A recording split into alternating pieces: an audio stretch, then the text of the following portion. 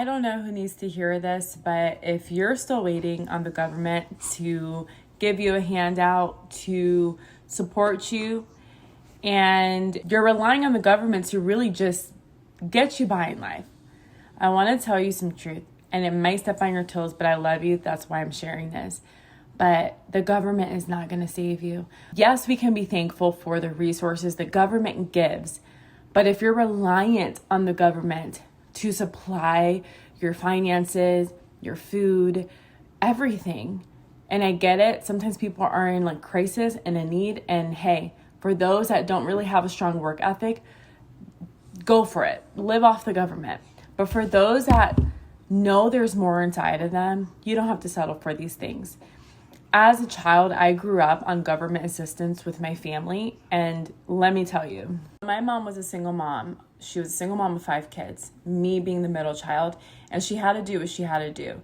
It wasn't really, in the plans for my parents to divorce when I was little. But she did the best that she could. And she provided and she did everything she did to put food on the table, even with government assistance.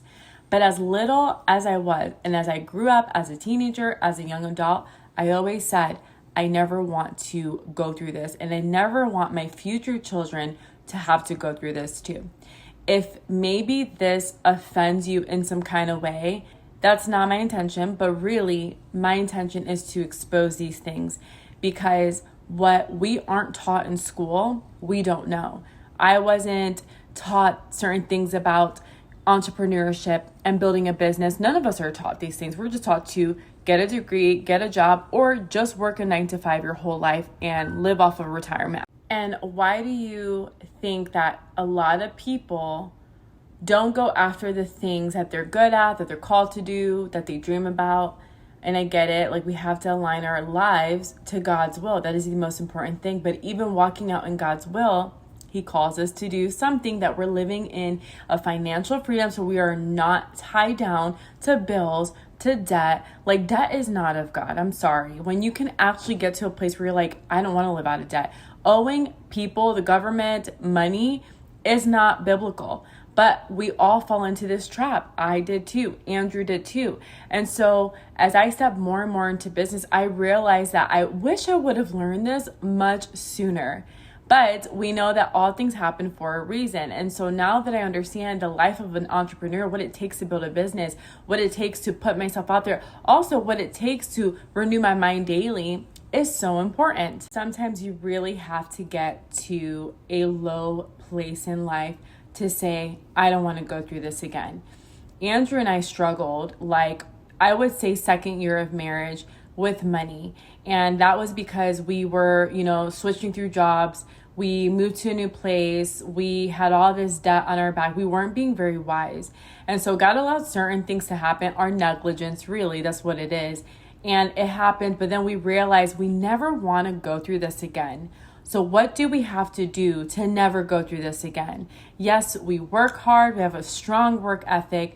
But then now we're in a season, fast forward, of our lives where we're like, we don't want to build somebody else's dream. God has called us to do certain things, and we need to be obedient to that. We need to step into that. And a lot of the things we were going through was us getting in our own way.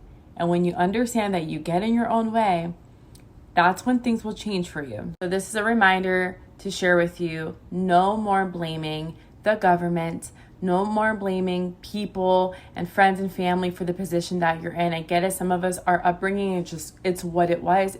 It's what it is. But that doesn't mean that we have to stay there. And so the reason why I share about entrepreneurship, kingdom entrepreneurship, business, starting up a business, launching something, is because God has purposed something in every single one of us that He wants us to build so that He can bless. If we don't understand that, how can we go to God and say, God, bless me? But we don't even understand what the blessing is.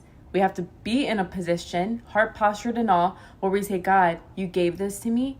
Now give me the wisdom to walk in it, that you bless it along the way, that it's fruitful, that it multiplies, and that many people are blessed on the other side.